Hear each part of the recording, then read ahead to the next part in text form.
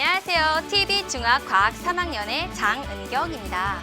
이번 시간부터는요, 생물이 자손을 만드는 과정인 생식과 개체가 온전하게 성장하는 과정인 발생에 대해서 공부해 보도록 하겠습니다. 특히 오늘은요, 암수 구별이 없는 생물들의 번식 방법인 무성생식과 암수 구별이 있는 생물들의 번식 방법인 유성생식에 대해서 좀 더 자세히 살펴볼게요. 여러분들 교재는 126쪽이고요. 준비되셨으면 시작해 볼까요?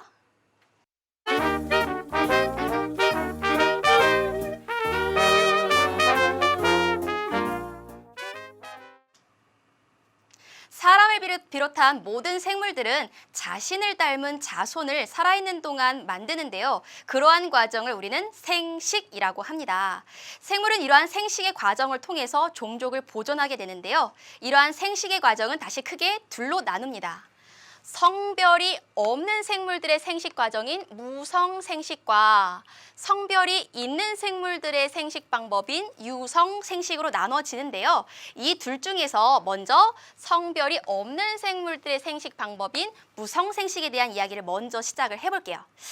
무성생식이라고 하는 것은 성별, 암수의 구별이 없습니다. 따라서 정자와 난자 같은 생식 세포를 만들지 않아요.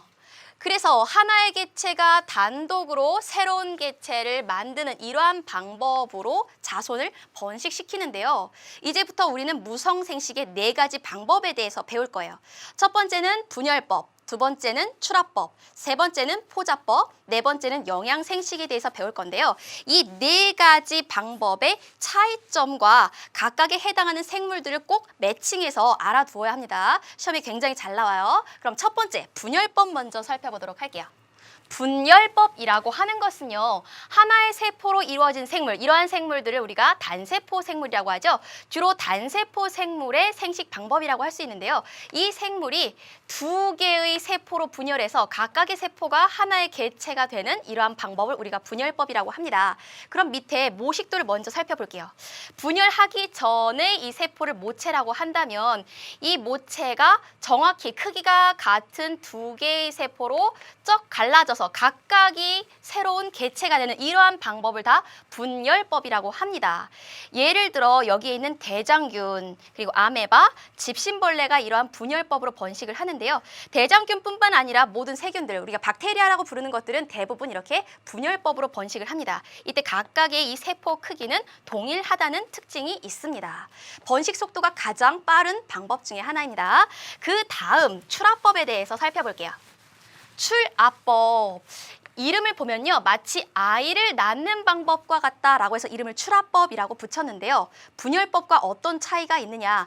분열법은 똑같은 크기의 세포 둘로 갈라져서 각각이 새로운 개체가 되죠. 근데 이것은요, 몸의 일부분이 혹처럼 튀어나와서 어느 정도 자라면 떨어져서 새로운 개체가 되는 방법입니다. 그래서 분열하기 전 세포를 모체라고 한다면 이 모체는 그대로 있고 이 부분에서 이게 혹처럼 점점점 자라서 이것이 떨어져서 새로운 개체가 됩니다. 이러한 방법을 출합법이라고 해요.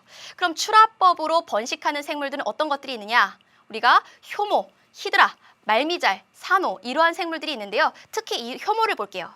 효모라고 하는 것은 막걸리, 포도주 또는 빵 반죽을 만들 때 쓰는 이스트라는 거 아나요? 이스트가 바로 이 효모의 다른 이름인데요. 이 효모의 하나의 세포에서 돌기처럼 튀어나와서 이 자란 부분이 떨어져서 나가는 이러한 출합법으로 번식을 합니다. 그 옆에 히드라라는 생물도 볼게요.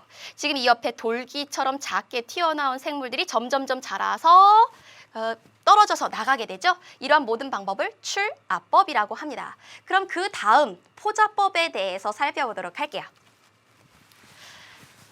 식물이 포자라는 것을 만들어서 번식하는 방법인데요. 이때 이 포자는요, 우리가 일반적으로 알고 있는 암술과 수술이 있는 꽃이 피는 식물이 씨를 만드는 것이 아니라 암수 구별이 없는 생물이 마치 씨앗과 같은 모양으로 퍼뜨리는 것을 포자라고 하는데요.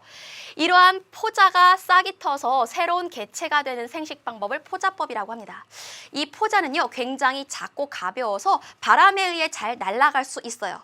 그리고 포자는 굉장히 두꺼운 세포벽으로 이루어져 있어서요. 어려운 환경에서도 꿋꿋하게 견뎌낼 수가 있는데 땅속이나 공기 중이나 물 이런 곳에 있다가 온도라든지 습도, 영양 조건이 맞게 되면 이렇게 싹이 터서 발아하게 됩니다. 그럼 모식도를 볼게요. 모체에 포자를 만드는 부분이 있습니다. 이 안에 씨앗처럼 생긴 포자들이 있는데요. 이것들이 환경 조건이 맞게 되면 발아해서 새로운 개체가 됩니다. 그럼 이러한 방법으로 번식하는 생물들은 어떤 것이 있느냐?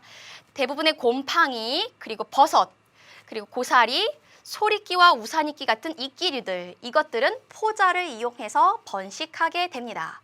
그럼 그 다음 영양생식에 대해서 알아보도록 할게요. 영양생식, 왜 이름을 영양생식이라고 했느냐?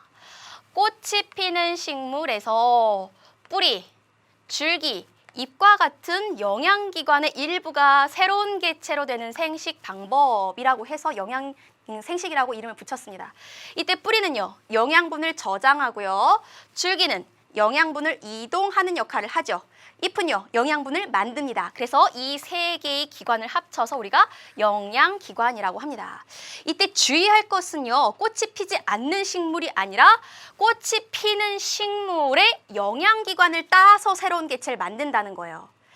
꽃이 피는 식물에서는 종자가 만들어지죠. 씨가 만들어져요. 그 씨를 심어서 자라게 된다면 그것은 유성생식이고요. 지금 여기선 씨앗을 심는 것이 아니라 영양기관의 일부를 떼어서 심으면 그것은 모체와 똑같은 형질을, 똑같은 특성을 갖는 그러한 새로운 개체가 만들어집니다. 그래서 이러한 방법, 영양생식도 무성생식의 한 방법이라고 생각하시면 돼요. 그럼 예를 들어서 볼게요.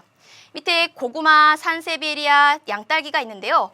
고구마 씨앗을 직접 심어도 고구마가 자라죠. 그런데 씨앗을 심지 않아도요, 고구마의 뿌리를 땅속에 심으면요, 여기서 줄기와 잎이 새로 돋아납니다. 즉 하나의 새로운 개체가 되는 거죠. 또 산세베리아는요, 잎을 따서 땅에다 심으면요, 잎 끝에서 뿌리가 자라나요. 씨앗을 심지 않아도 새로운 개체가 될 수 있고요. 양딸기나 잔디도 마찬가지예요. 씨앗을 심지 않아도요, 줄기의 일부분을 땅속에 묻으면요, 그 줄기에서 또 다른 뿌리와 줄기, 잎이 자라게 됩니다. 이러한 방법을 우리가 영양생식이라고 합니다. 근데 이 영양생식을요, 크게 다시 둘로 나눌 수가 있어요. 자연적으로 식물이 영양생식을 하는 방법, 자연영양생식과 사람이 일부러 인공적인 방법으로 영양생식을 하는 방법, 인공영양생식 둘로 나누어지게 됩니다. 이 중에서 우리 인공영양생식에 대해서 좀 더 자세히 알아볼게요. 우리가 식물을 이용해서 인공영양생식을 하는데요. 인공영양생식의 각각의 이름을 보면 어떠한 특징인지 금방 알 수 있어요. 굉장히 이름을 쉽게 붙였는데요. 첫 번째, 꺾꽂이. 꺾꽂이는요, 줄기나 잎의 한 부분을 꺾어서 땅에 꽂습니다. 그러면 줄기나 잎 그 끝에서 새로운 뿌리가 나오게 되고요. 이것은 꺾기 전 이 모체와 똑같은 그런 유전적인 그런 특성을 갖는 새로운 개체가 됩니다. 두 번째는요, 접붙이기라는 방법인데요. 이것은 보통 사과, 배, 그리고 감 같은 과일이 달리는 나무에서 주로 활용하는 방법이에요. 예를 들어 감이라고 한번 해볼게요. 지금 여기에 감나무가 있는데 감나무에서 감이 굉장히 잘 익지도 않고 크기도 작고 맛도 없는 감이 달려요. 그렇다면 이 나무의 일부분을 잘라서 틈을 만들고요. 굉장히 크고 맛있는 그런 감이 나는 그 감나무 가지를 꺾어서 뾰족하게 만든 다음에 그 원래 있었던 그 나무의 그 틈에다가 꽂습니다. 그런 다음에 접합을 시키면요, 이 원래 있었던 나무에서 물과 그 무기양분을 공급을 하고요. 그렇게 해서 새로 들어오게 된 그 가지에서는 굉장히 크고 맛있는 그런 감이 달리게 됩니다. 이러한 방법을 접붙이기라고 해요. 세 번째, 지금 여기에 한 식물이 있는데요. 그 한 식물의 줄기를 휘어서 땅에 묻습니다. 이러한 방법을 휘무지라고 하는데요. 땅속에 묻힌 부분은 신기하게도 뿌리가 새로 나오게 됩니다. 그러면 이렇게 두 그루의 식물이 되는 걸 알 수 있죠. 그럼 이러한 인공 영양생식은 왜 하게 될까요? 인공영양생식을 하게 되면요, 어떤 우수한 품종을 가지고 있는 그 식물의 일부를 떼어서 심으면 그 우수한 품종을 가진 그 유전적인 형질, 그 나타나는 특성이 그대로 유지가 되죠. 그래서 씨앗을 심어서 그것이 자라고 열매가 맺히게 될 때까지 그 시간을 단축할 수가 있어요. 꽃이나 열매가 피는 시간이 훨씬 더 빨라지고요. 우수한 품종을 대량으로 생산할 수 있습니다. 그렇기 때문에 영양생식을 농업이라든지 원예에서 많이 이용하고 있습니다. 그럼 지금까지 배운 내용을 문제로 점검해 보도록 할게요. 여러분들 교재 130쪽 1번입니다. 그림은 집신벌레의 생김새와 생식 방법을 나타낸 것이다. 이에 대한 설명으로 옳은 것은 그럼 밑에 보기에서 답을 찾아보도록 할게요. 1번 다세포 생물이다. 집신벌레는 하나의 세포로 이루어진 생물이죠. 따라서 다세포가 아니라 단세포 생물입니다. 1번 틀렸습니다. 다음 2번 유성생식을 한다. 암수 구별이 있는 생물들이 유성생식을 합니다. 근데 집신벌레는 암수 구별이 없어요. 따라서 유성생식이 아니라 무성생식을 하게 되죠. 다음 3번 암수의 구별이 있다. 집신벌레는 암수 구별이 없습니다. 3번 틀리고요. 다음 4번 분열법으로 번식한다. 지금 그림을 볼게요. 하나의 집신벌레가 크기가 같도록 이렇게 둘로 쪼개지죠. 이러한 방법을 분열법이라고 합니다. 그래서 4번이 답이고요. 다음 5번 볼게요. 포자를 만들어 번식한다. 이러한 방법은 포자법이라고 하죠. 집신벌레는 분열법으로 번식합니다. 따라서 답은 4번이 되겠습니다. 그럼 다음 문제 보도록 할게요. 131쪽 6번입니다. 그림 가와 나는 생물들의 생식 방법을 나타낸 것이다. 가와 나에 해당하는 생식 방법을 옳게 짝지은 것은 그럼 가생물부터 볼게요. 굉장히 독특하게 생긴 생물이죠. 이 생물의 이름은 뭘까요? 히드라입니다. 히드라. 이때 이 히드라를 자세히 보면요. 하나의 모체 그 옆부분에서 혹처럼 이렇게 돌기처럼 점점 새로운 개체가 자라요. 그러다가 이것이 똑 떨어져서 분리가 되죠. 이러한 번식 방법을 출압법이라고 했죠. 다음 나를 볼게요. 나에 있는 이 생물의 이름은 뭘까요? 이것은 바로 곰팡이입니다. 곰팡이. 이때 이 곰팡이를 자세히 볼게요. 곰팡이에서 동글동글한 이런 씨앗같이 생긴 부분이 떨어져 나오죠. 근데 이 씨앗 같은 이런 부분에서 새로운 그 곰팡이의 모습을 볼 수가 있어요. 따라서 이런 동글동글한 씨앗 같은 부분을 뭐라고 하느냐? 포자라고 하죠. 그래서 포자법으로 곰팡이는 번식을 합니다. 그럼 밑에서 답을 찾아보도록 할게요. 가는 출합법, 나는 포자법이기 때문에 답은 바로 나오네요. 3번이 답이 되겠습니다. 그럼 다음 문제를 풀어보도록 할게요. 교재 131쪽 8번입니다. 그림은 아메바의 생식 방법을 나타낸 것이다. 이에 대한 설명으로 옳은 것만을 보기에서 있는 대로 고른 것은 지금 여기에 울퉁불퉁하게 굉장히 불규칙한 모양의 아메바가 있어요. 그런데 이 아메바 정가운데 있는 핵이 쭉 이게 늘어나죠. 핵이 갈라지고 나머지 핵을 제외한 세포질도 갈라져서 두 개의 새로운 개체를 만듭니다. 이때 두 개의 새로운 개체는요. 모양과 크기가 굉장히 비슷하죠. 이러한 번식 방법을 우리가 분열법이라고 했지요. 그럼 밑에서 답을 찾아보도록 할게요. 기억, 세포 분열에 의해 번식한다. 하나의 세포가 둘로 나누어지는 이러한 과정을 세포 분열이라고 해요. 세포가 분열하면요. 아메바는 하나의 세포로 이루어진 생물이죠. 세포의 수가 두 개로 늘어난다는 것은 번식했다는 것입니다. 자손을 만들었다는 뜻이죠. 따라서 기억 맞습니다. 다음 니은 볼게요. A와 B는 서로 다른 특징을 갖는다. 지금 하나의 아메바가 분열해서 A, B 두 개의 세포를 만들었습니다. 이때 이 핵 속에는요 유전 물질이 들어있는데요. 분열하기 전에 모든 세포는요 자기가 가지고 있는 유전 물질을 2배로 복제를 해요. 그리고 나서 분열을 합니다. 왜냐하면요 유전 물질을 2배로 복제하지 않은 상태에서 분열을 하면 분열이 거듭되면 거듭될수록 각 핵 속에 들어있는 유전 물질의 양이 점점점 줄어들기 때문에 그래요. 그럼 이렇게 핵 속에 들어있는 유전 물질이 점점점 줄어들면 핵이라고 하는 것은 세포의 생명 활동을 조절하죠. 그렇다면 이 핵 속에 들어있는 유전물질이 줄어들면 세포가 제 역할을 할 수 없습니다. 그래서 모든 세포는 분열하기 전에 반드시 유전물질을 하나 더 복제를 합니다. 똑같이 복제를 해요.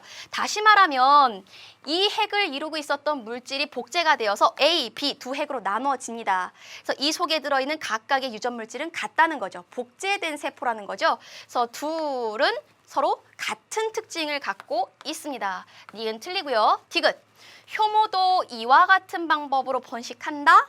효모는요, 출압법으로 번식을 하죠. 그래서 디귿은 틀립니다. 답은 기역만 해당되겠네요. 그럼 다음 문제 풀어보도록 할게요. 여러분들 교재 132쪽 11번입니다. 다음은 세 종류의 생물 가에서부터 다까지 있다. 이것의 생식 방법에 대한 설명이다. 이에 대한 설명으로 옳은 것만을 보기에서 있는 대로 고른 것은? 그럼 밑에 보기를 보면서 답을 찾아볼게요. 기억. 생물 가의 예로는 베고니아가 있다. 가봅시다. 영양기관, 뿌리, 줄기, 잎을 우리가 영양기관이라고 하는데 이것에서 새로운 개체를 만든다? 그 예로는 베고니아가 있다? 베고니아라는 식물은요, 잎을 따서 꺾고지를 하면요, 그 잎 끝부분에서 뿌리가 자라요. 즉 영양생식을 하는 그런 생물 맞습니다. 따라서 기억 맞고요. 다음 니은 볼게요. 생물 나는 출합법으로 번식한다? 그럼 나를 봅시다. 나는 몸의 일부가 돌출되어 자라 새로운 개체가 된다. 이러한 방법을 우리가 출압법이라고 배웠지요. 따라서 니은도 맞습니다. 다음 디귿 봅시다. 생물 다는 유성생식으로 번식한다. 다를 봅시다. 다는 몸에서 만들어진 포자가 싹이 터서 새로운 개체가 된다. 이것은 포자법이죠. 포자법은 유성생식이 아니라 무성생식의 한 종류죠. 따라서 디귿을 제외한 기역, 니은이 답이 됩니다. 그럼 다음 문제 풀어보도록 할게요. 여러분들 교재 132쪽 12번입니다. 영양생식에 대한 설명으로 옳지 않은 것은 1번. 꽃이 피지 않는 식물의 생식 방법이다. 꽃이 피지 않는 식물은 무성생식을 하니까 이게 맞지 않을까라고 생각하겠지만 영양생식이라고 하는 것은요. 뿌리, 줄기, 잎을 떼어서 새로운 개체가 만들어지는 과정인데 이때 뿌리, 줄기, 잎을 어떤 식물에서 우리가 추출하느냐? 꽃이 피는 식물이에요. 그래서 이 부분이 잘못됐습니다. 그래서 1번에서 바로 답이 나왔네요. 그 다음 보기를 볼게요. 모체의 특징이 그대로 자손에게 전달된다? 그렇죠. 어떠한 한 식물에서 뿌리, 줄기, 잎을 떼어서 심어서 그대로 또 싹이 나와서 새로운 개체가 되니까 모체와 유전적인 그런 특징이 그대로 고스란히 전해지죠. 따라서 2번 맞습니다. 3번 뿌리, 줄기, 잎과 같은 영양기관으로 새로운 개체를 만드는 방법을 영양생식이라고 하고요. 4번 생식세포의 결합 없이 새로운 개체를 만든다? 4번은요. 생식세포의 결합 없이라는 말 자체가 암수의 구별이 없는 무성생식의 방법으로 번식한다라는 의미입니다. 따라서 4번 맞고요. 5번 우수한 품종을 보존할 수 있어 원예에 이용한다. 그렇죠. 굉장히 크고 맛있는 과일이 열리는 그런 뿌리, 줄기, 잎을 구해서 심으면 똑같은 그러한 이제 생물들이 똑같은 그런 과일들을 얻을 수 있죠. 따라서 원예나 농업에 이용합니다. 그래서 정답은 1번입니다. 그럼 그 다음 문제 풀어보도록 할게요. 교재 132쪽 15번입니다. 그림은 여러 생물의 생식 방법 가에서 말을 나타낸 것이다. 이에 대한 설명으로 옳지 않은 것은? 그럼 각각의 생식 방법 먼저 정리하고 보기 봅시다. 지금 가에 나온 생물은 곰팡이죠. 곰팡이는 이렇게 씨앗같이 생긴 포자로 번식합니다. 다음 나를 볼까요? 히드라네요. 히드라는 이 옆에 혹처럼 돌기가 이렇게 튀어나오다가 이것이 자라서 분리가 되죠. 이러한 방법을 출압법이라고 하고요. 다는요, 지금 식물의 줄기를 휘어서 묻었습니다. 이러한 방법을 휘무지라고 하고요. 이것은 영양생식의 한 방법이죠. 다음 라는요, 여기에 나와 있는 이 생물은 아메바입니다. 아메바는 크기가 같은 두 개의 세포로 나누어집니다. 이러한 방법을 분열법이라고 하죠. 마지막 마를 봅시다. 마에 있는 이 생물은 이스트, 효모라고 하죠. 효모에서도 지금 히드라처럼 이게 돌기가 튀어나와서 이것이 분리가 됩니다. 이러한 방법을 출아법이라고 하죠. 그럼 밑에 보기에서 답을 찾아볼게요. 1번, 가에서 많은 모두 무성생식에 속한다. 포자법, 출하법, 영양생식, 분열법 모두 암수 구별이 없는 생물들의 생식 방법, 무성생식 맞지요? 다음 2번, 가는 포자를 이용한 생식 방법이다. 그렇죠. 포자법에 해당합니다. 3번, 나와 마는 모두 출하법이다. 그렇지요. 그 다음 4번 보기 볼까요? 그 다음 다는 영양기관을 이용한 생식 방법이지요. 다음 5번, 라는 짝짓기를 통해 자손을 남기는 생식 방법이다. 라는 분열법이에요. 암수 구별이 없는 생물의 생식 방법이죠. 그렇기 때문에 짝짓기를 할 필요가 없어요. 이것은 암수 구별이 있는 유성생식의 생식 방법이라 할 수 있죠. 따라서 5번이 틀립니다. 그래서 정답은 5번이 되겠습니다. 그러면 그 다음 챕터로 넘어가 볼까요?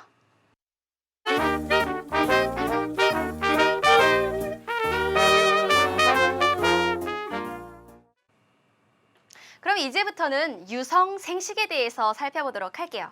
유성생식이라고 하는 것은 암수가 구별되는 생물이 각각의 생식기관에서 생식세포를 만든 후 짝짓기를 통해서 자손을 남기는 방법을 유성생식이라고 합니다. 그럼 이때 생식세포는 어떤 것들이 있느냐? 식물 같은 경우는요, 정핵 그리고 난세포, 동물 같은 경우에는 정자, 난자 같은 것들이 바로 이 생식세포에 해당을 합니다. 그럼 이제부터 식물과 동물 둘로 나누어서 살펴볼게요. 먼저 식물부터 볼게요. 식물에서 암술을 구별할 수 있는 생식기관은 어디일까요? 바로 암술과 수술이 들어있는 꽃이 바로 생식기관입니다. 이 암술의 아랫부분은요, 씨방이라고 하는 부분에 이제 밑씨가 들어있고요. 수술의 이 끝부분에 넓적한 부분에 꽃밥이라고 하는 부분이 있어요. 이 각각의 부분에서 생식세포를 만드는데요. 이 밑씨 속에 들어있는 난세포와 꽃밥에서 만드는 꽃가루, 이것들이 결합을 하면 새로운 종자가 됩니다. 어떠한 과정으로 되느냐? 수술의 꽃밥에서 꽃가루가 만들어지면요, 그 꽃가루가 바람이라든지 물 또는 곤충에 의해 암술머리에 달라붙습니다. 그럼 이 꽃가루에서요, 이렇게 길이 나오게 되는데, 이 꽃가루 속에 들어있었던 정핵과 그리고 이 밑씨 속에 들어있었던 이 난세포, 이 둘이 결합을 하면 우리가 알고 있는 종자, 씨앗이 되는 거죠.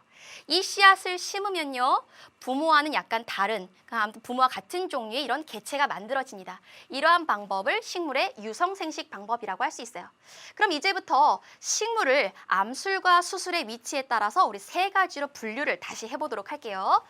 첫 번째, 참나리, 장미, 벚나무 같은 그러한 식물들은요, 한 꽃 안에 암술과 수술이 같이 들어 있습니다. 우리가 보는 대부분의 식물들은 이렇게 암술과 수술이 같은 꽃 속에 들어 있어요. 이러한 식물들 다 합쳐서 암술과 수술이 같은 꽃 속에 들어있다라고 해서 자웅동화 식물이라고 합니다. 대부분의 식물이 여기에 해당을 해요.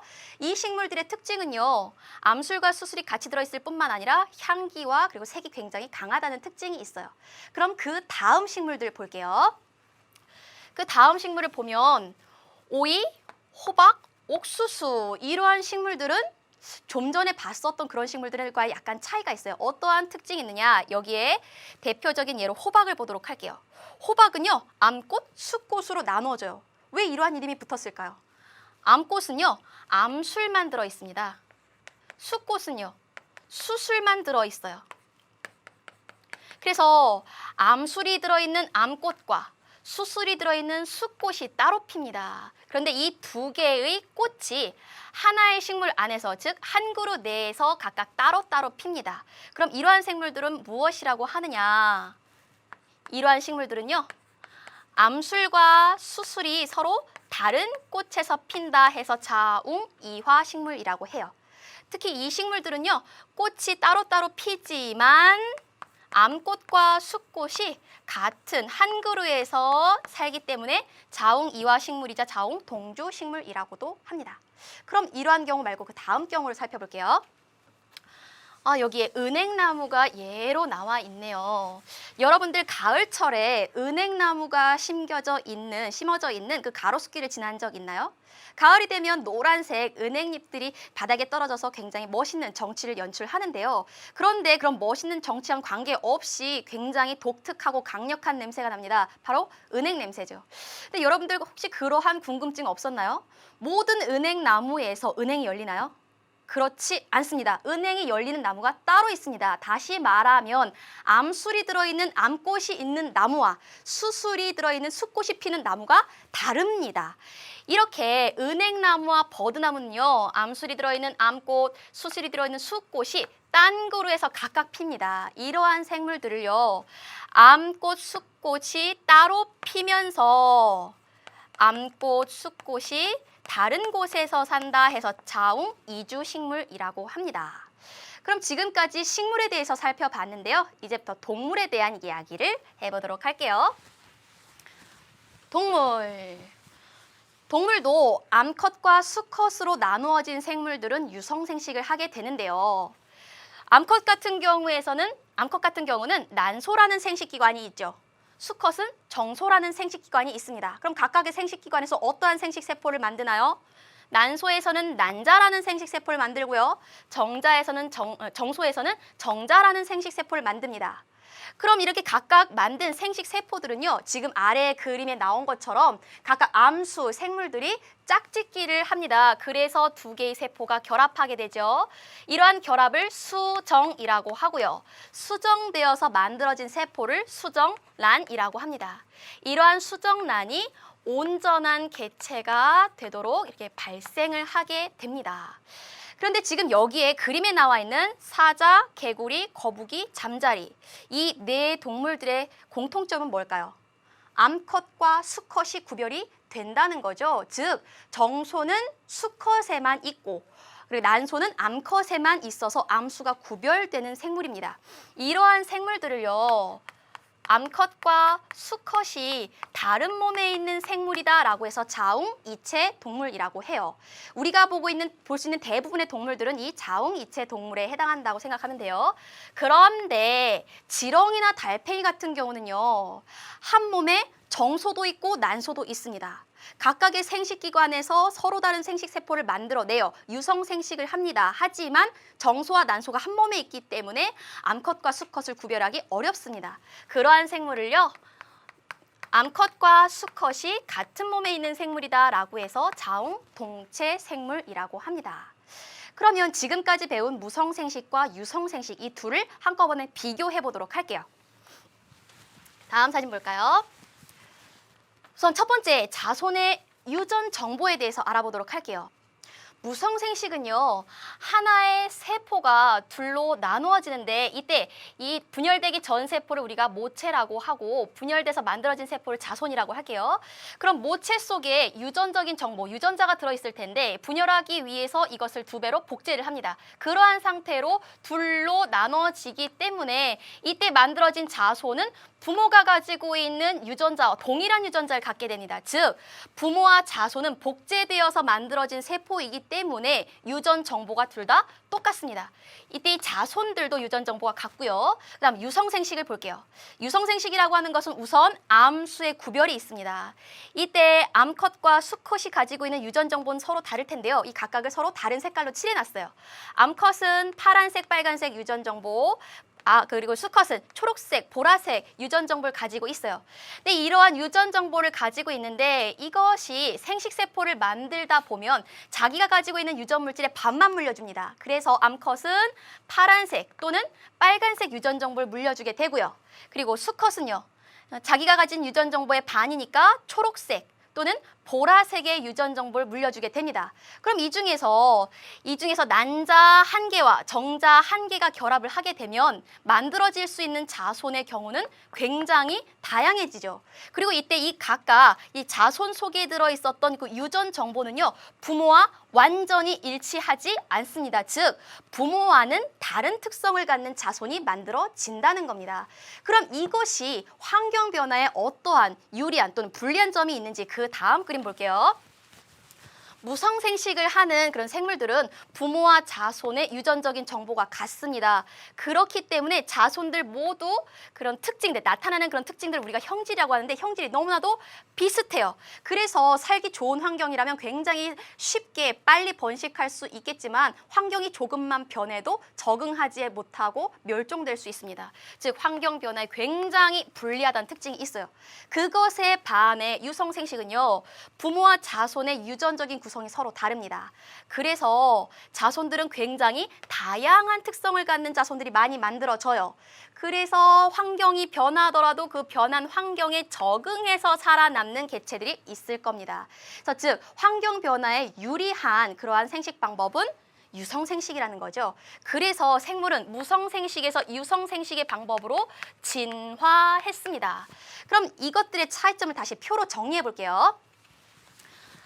우선 생식세포를 형성하는 것은 유성생식이죠. 생식세포라고 하는 것은 정자, 난자 이러한 것들이죠. 암수 구별이 있는 유성생식에서만 생식세포를 만듭니다.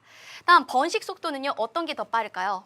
무성생식은요. 한 단계 분열 방법이에요. 그런데 생식세포를 만드는 유성생식 방법은요. 두 단계 분열 방법이에요. 그래서 유성생식이 무성생식보다 훨씬 더 느립니다. 대신에 무성생식은요. 부모와 자손이 똑같은 유전적인 그런 정보들로 이루어져 있어요. 그러니까 부모와 자식이 복제된 생물이에요. 그래서 자손들의 형질이 다 똑같습니다. 그것에 반해 유성생식은요. 다양한 자손들이 만들어질 수 있죠. 그렇기 때문에 무성생식으로 만들어진 자손들은요. 환경이 변하면 금방 멸종될 수 있어요. 적응력이 약해요. 그것에 비해 유성생식을 한 생물들은요. 다양한 자손들이 나오기 때문에 환경이 변해도 그중에서 살아남는, 적응하는 개체들이 존재할 수 있습니다. 각각의 예로는요. 무성생식의 예로는 집신벌레, 유성생식의 예로는 사자들이 나와 있네요. 그럼 지금까지 배운 내용을 문제로 점검해 보도록 하겠습니다. 교재 133쪽 18번입니다. 여러 생물의 생식 방법 중 유성생식에 해당하는 것은 1번부터 볼게요.